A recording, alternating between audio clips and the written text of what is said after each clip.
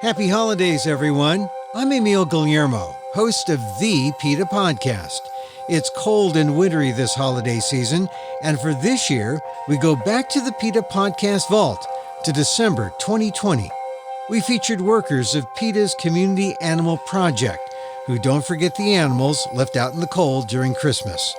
Their work was the subject of a documentary, Breaking the Chain, still available for rent or purchase on some streaming services.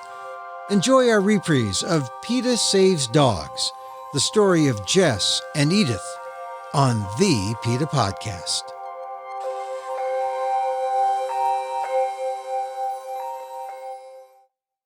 "10 years on a chain is like a prison. And then one day, Edith the dog was missing, and Jes Cochran thought she was dead. How Jess found and saved Edith. A true story from the new documentary Breaking the Chain.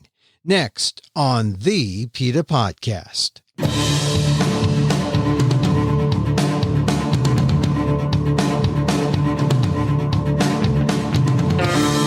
Welcome to the PETA Podcast. I'm Emil Guillermo, your host for this behind-the-scenes look at PETA, the largest animal rights organization in the world.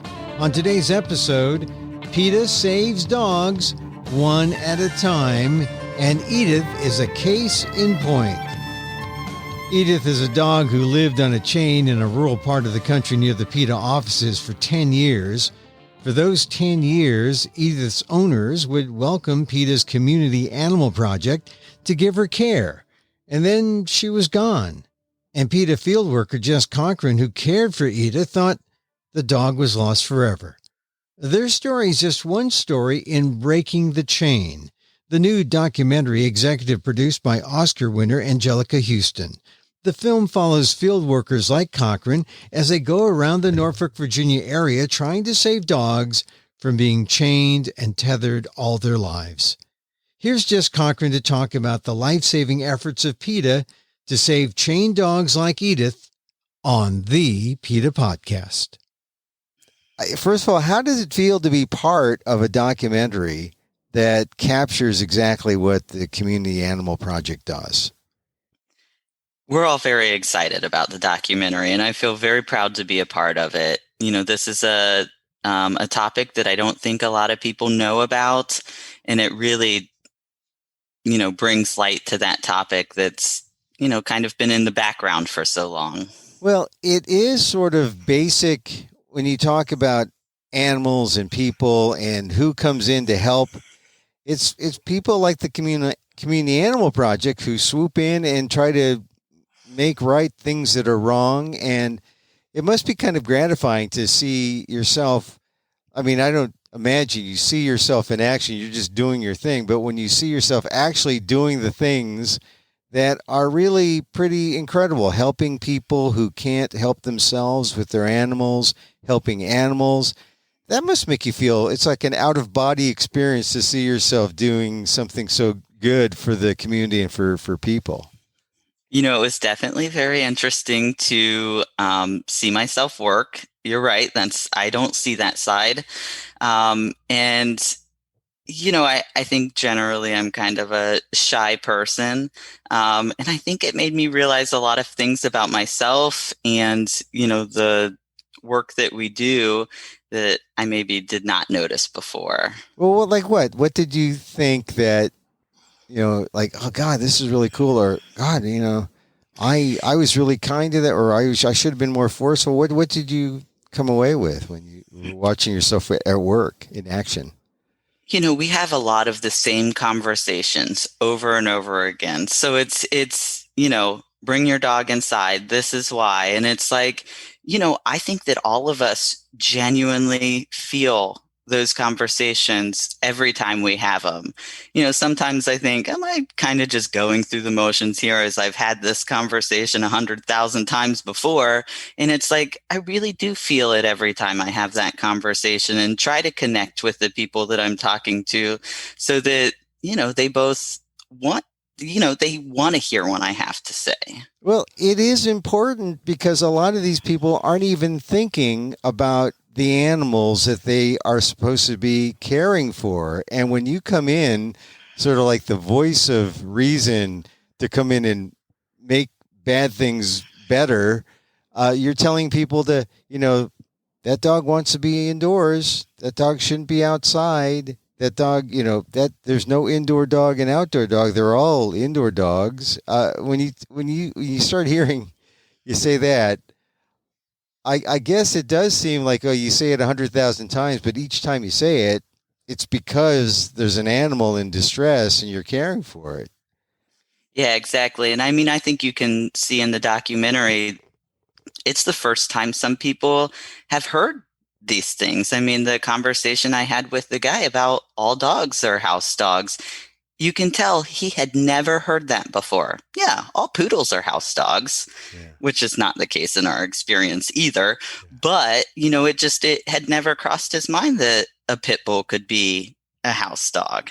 And now that's something for him to really think about and digest. And, maybe it did not change his mind, but it's information to build on.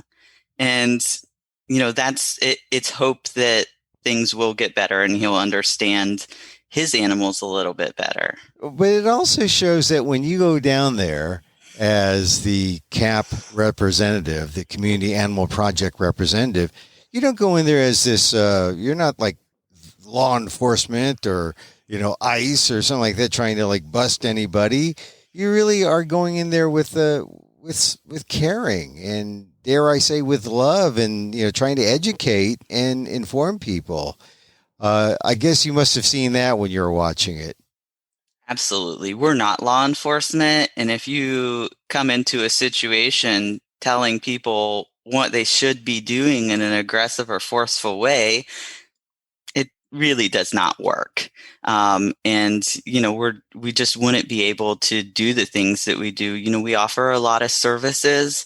And, I think that's what opens up our conversation with people, either, if they call us for a doghouse or spay, and then that gives us the opportunity to really have more in-depth conversations about like, hey, you invited me onto your property, and now I would like to share with you my thoughts on the whole situation, and we'll talk about spay neuter and the doghouse as well. And so people, they begin this relationship, but they first call PETA for is it free spay neutering or free or reduced services, veterinary services? What is it that they call the initial reason for the contact?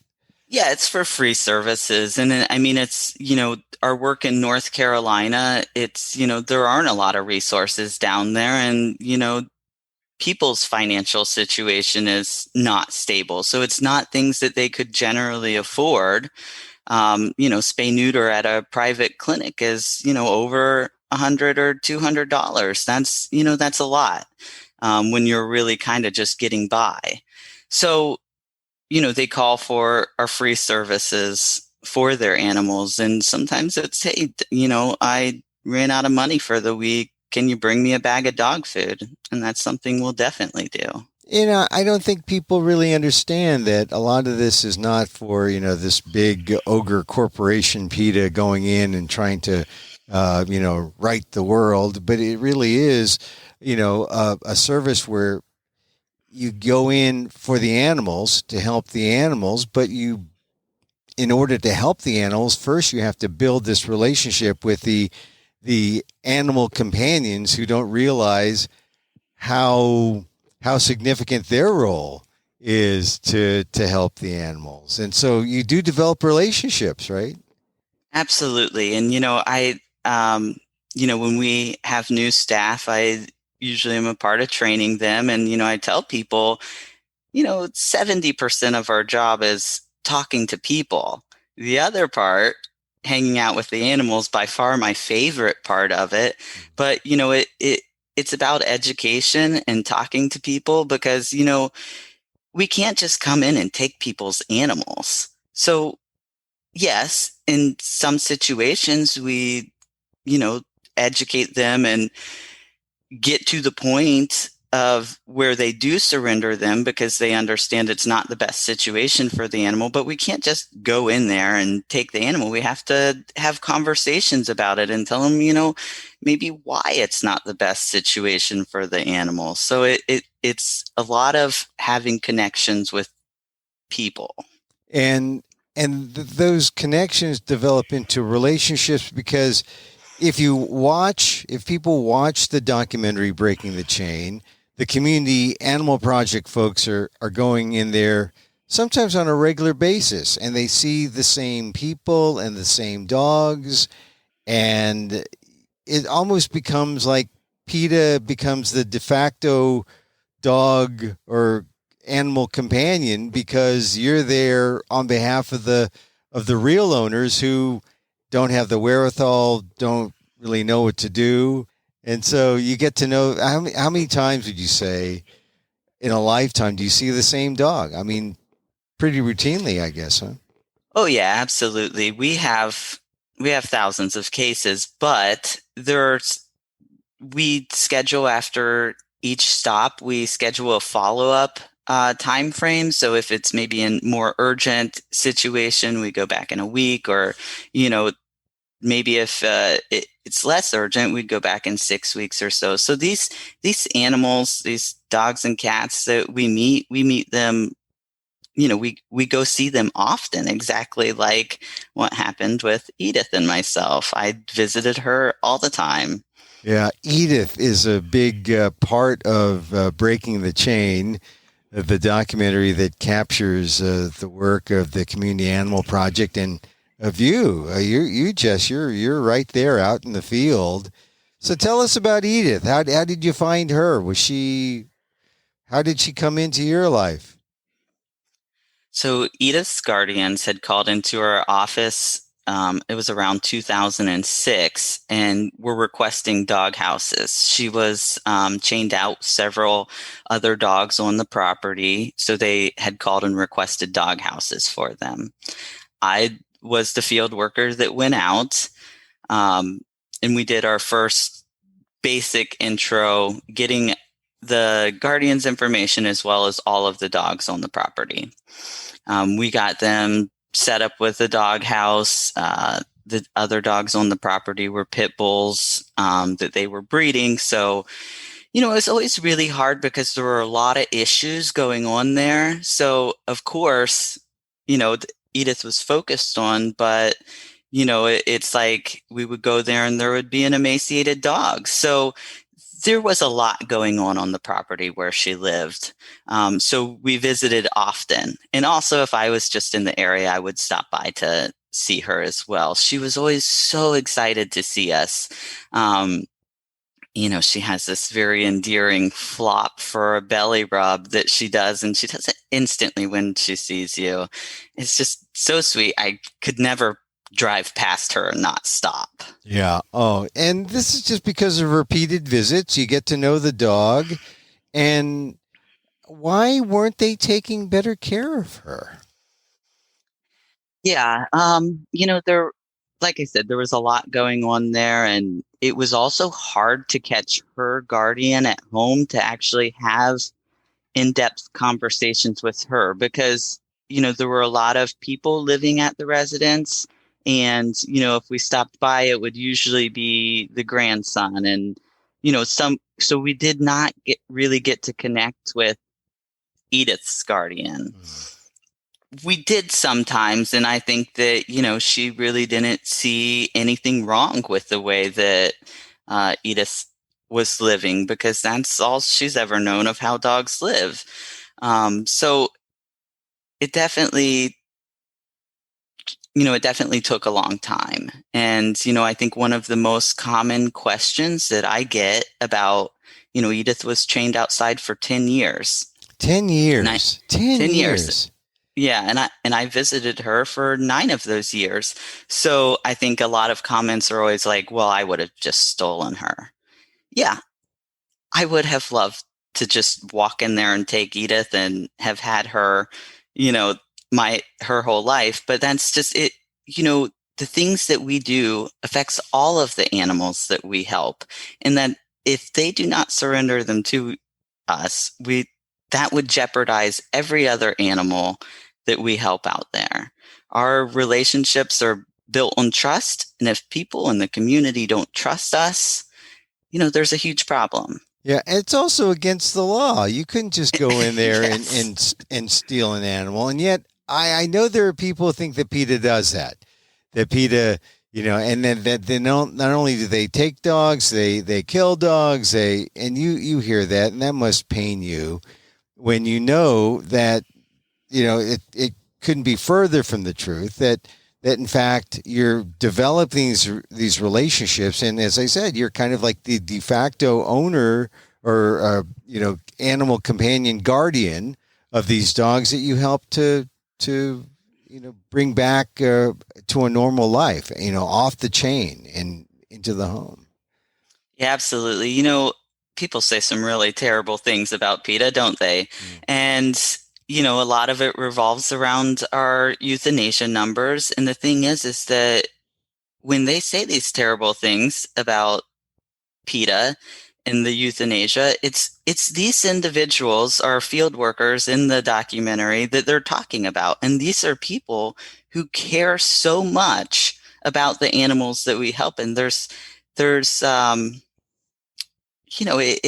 it breaks our heart, and we give so much of ourselves that these are a group of the most caring people I have ever met.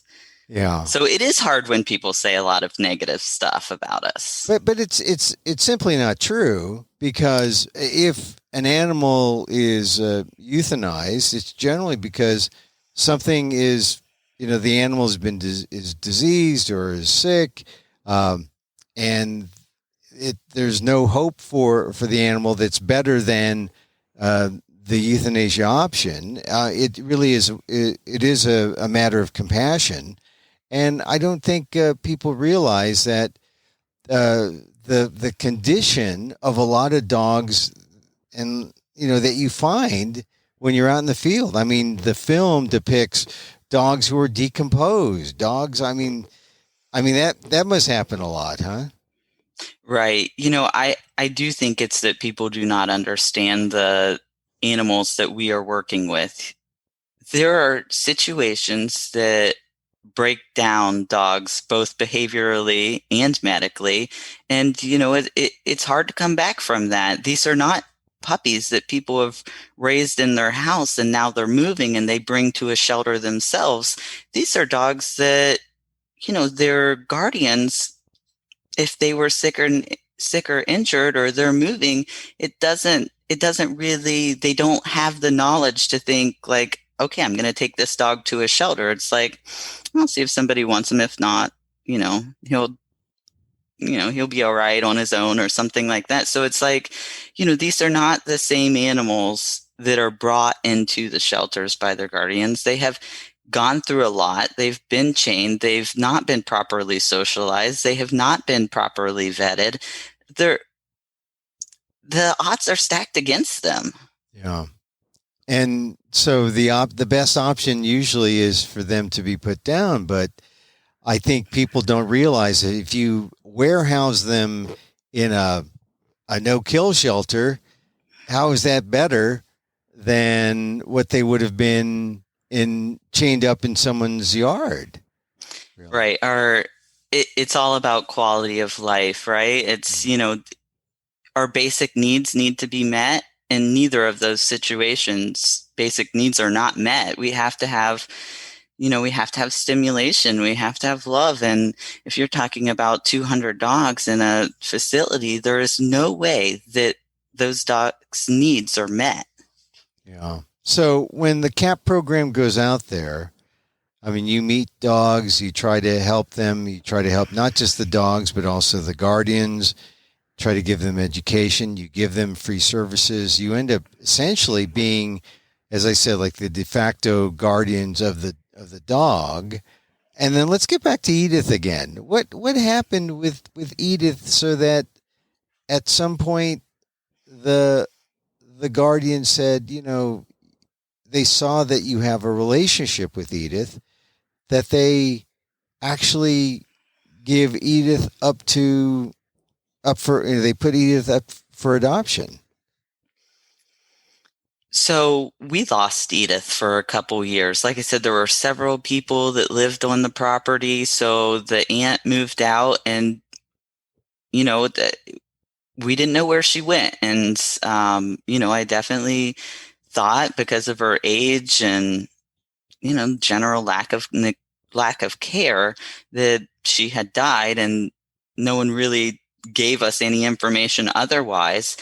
So when we found her again on the straw delivery, I went right out there, and basically, I mean, her guardian, I talked to him about her being older and arthritis, and how she really deserves to be inside now. And I was like, I've been visiting her for a decade now. And I mean, I told her I had every intention of adopting her myself, that I loved her and I wanted her to be with me for the rest of her life. And she agreed, thankfully. Wow. And so how old was Edith then again? And how old is she now? So Edith was 10 then, and she's 14 now. Oh, and how is her quality of life? I guess with you, it must be pretty high, huh? Yeah. Edith she is so fun to hang out with. She's a super happy, easygoing dog. We nicknamed her Bunny because when she goes to the dog park or, running around outside, she just kind of hops around like a little bunny, and she's full of life. She definitely has arthritis and she can't do some things, but she really does not let it hold her back. Yeah. And I guess the adjustment from being chained up, I mean, to the day that she was, to the day you adopted her, was she still chained? Yes. I mean, they never brought her indoors, even for a slight majority. No majority of the time. I had talked to her guardian about that, about at least bringing her inside when I thought maybe she wouldn't surrender her, and she said, "Oh no, she doesn't like it inside," which is just as far from the truth as possible. Edith hates it during the summer outside. She'll go outside for a very short walk or in the backyard, and then she's right back inside. She definitely prefers the temperature to be regulated for her. So I mean, she definitely is a unique situation, because it is not typical for a dog to be chained for 10 years, leave all that behind them, and then just adjust perfectly into an inside setting. I have other animals. She is just a pleasure for everyone to be around. She likes everybody she meets. And, that's not a typical situation for a dog that's been isolated and neglected. Now, what is her background? She's a mix, right? Yeah, she's a chow mix. Yeah. And so that's a lot of hair during the summertime. I mean, so yes, it is. And she's outside all the time, 24/7. Yeah, I mean, every time we went, she had mats on her. When we did get her surrendered, her tail had to be completely shaved off because it was just one big mat.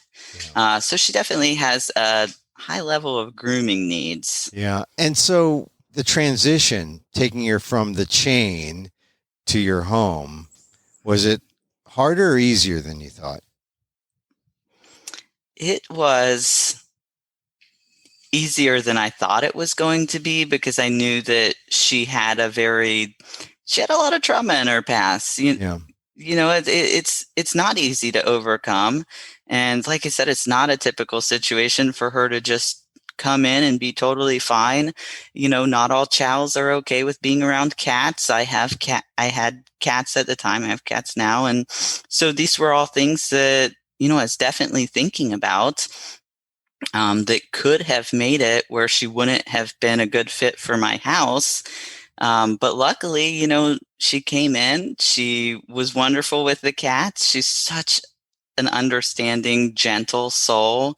It's really unbelievable. She likes everybody she meets. Well, People, cats, dogs, everyone. well, this is one of the happy stories in Breaking the Chain, the new documentary that's executive produced by Anjelica Huston. It really covers the work of the Community Animal Project. And, we've been talking about how Jes Cochran, who's a field worker, goes out there, discovers this dog, and for essentially 9 years, 10 years, really, has this relationship as a field worker and then ends up adopting her. This is one of the gratifying stories of the documentary, but not all of them are this happy. I mean, to see these dogs on chains, and some of them have chains embedded on their throats. I can't imagine a dog just living chained up, and the chain becomes part of its body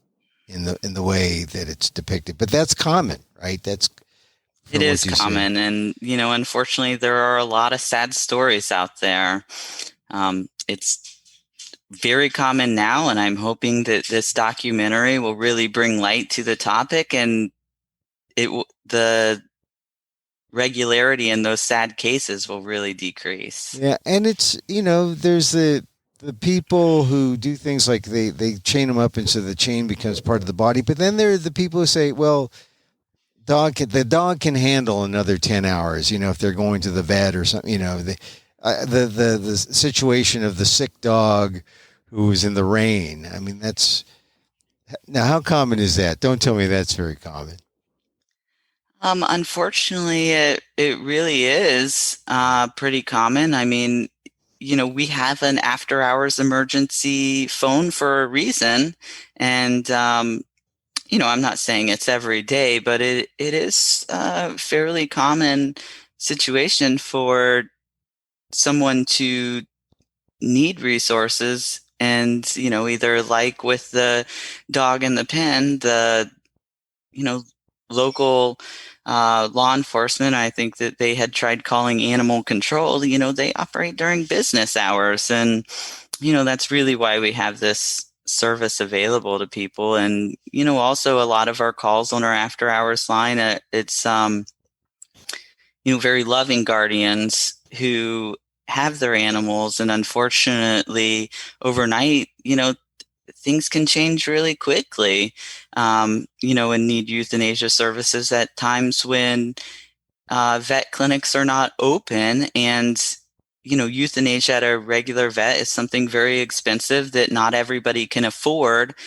And then you're talking about at an emergency vet, you're going to double or triple that. Yeah. It's just, unfortunately, we provide services that a lot of people don't have access to in any other way. Now, I know that we talked about the trolls, the PETA trolls who just attack PETA incessantly. And I'd like for them all to, and anyone who is under the spell of these trolls, to see Breaking the Chain and see what PETA does for the animals. Because if they see this film, they'll see the truth, and they'll see exactly how much field workers like you, Jess, really care. I mean, the conversations you have with people are so genuine. But like you said, I mean, you must have had these conversations hundreds of times, and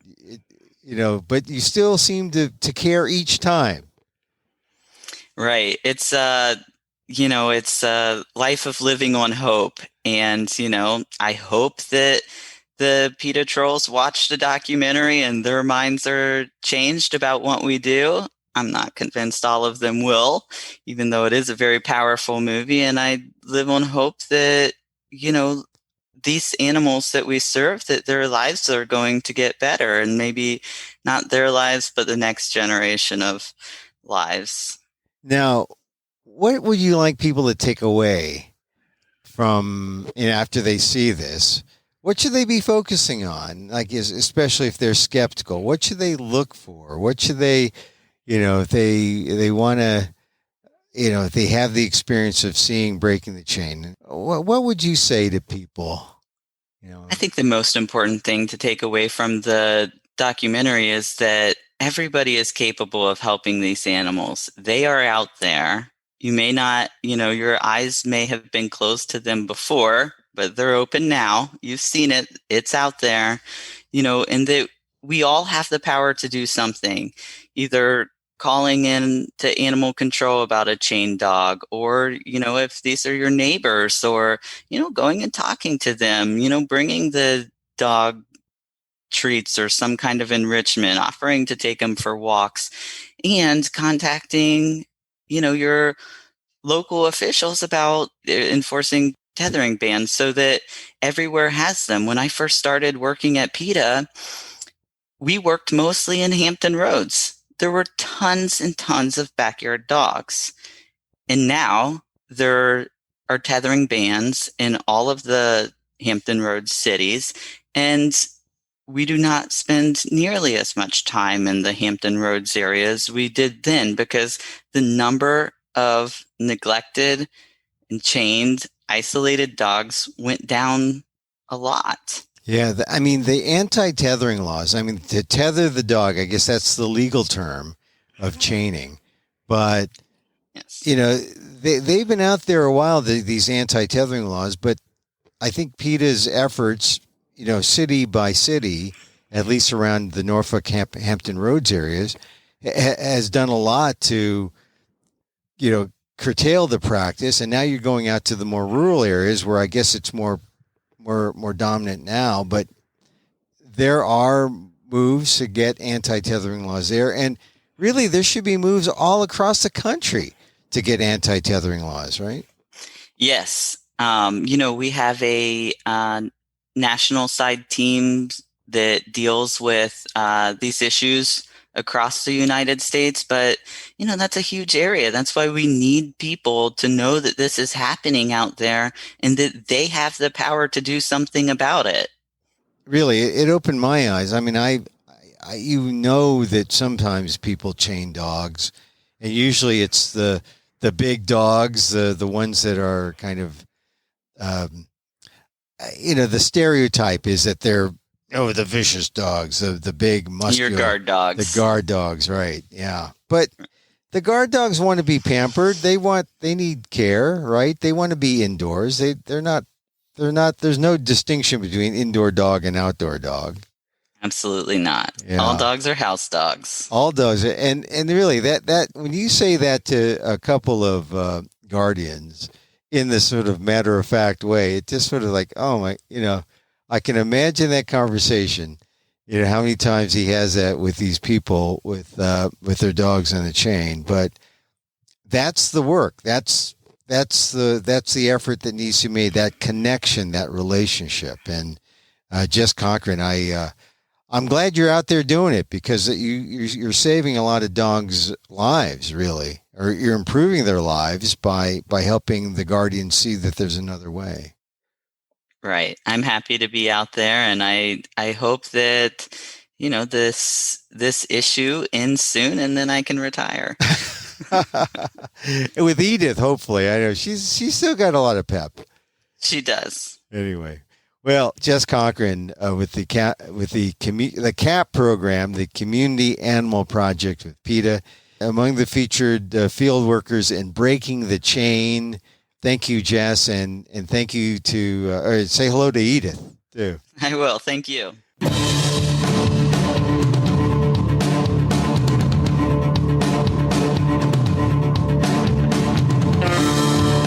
Jes Cochran, one of the field workers at PETA's Community Animal Project, the CAP program, featured in the new documentary Breaking the Chain, executive produced by Oscar winner Anjelica Huston.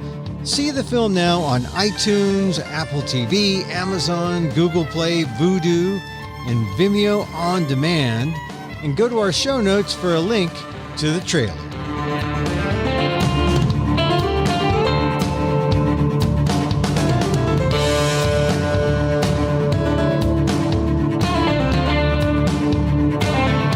And that's for our show this time out. Contact us at PETA.org. You can find me on Twitter at Emil Amok. That's EMILAMOK. or on amok.com, amok.com, or see my work at the Asian American Legal Defense and Education Fund, their blog at aldef, aaldef.org/blog.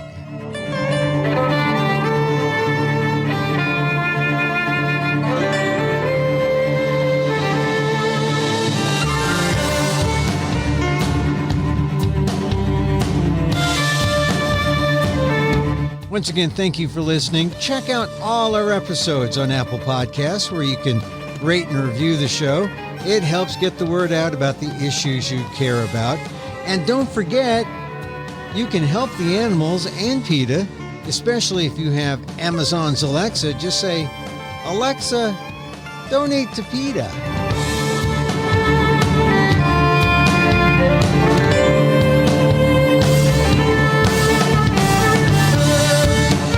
Our music is provided by Carbon Works. Check them out on YouTube. And join us again next time for more insight into animal rights and the fight for a cruelty-free world on the PETA Podcast. I'm Emil Guillermo.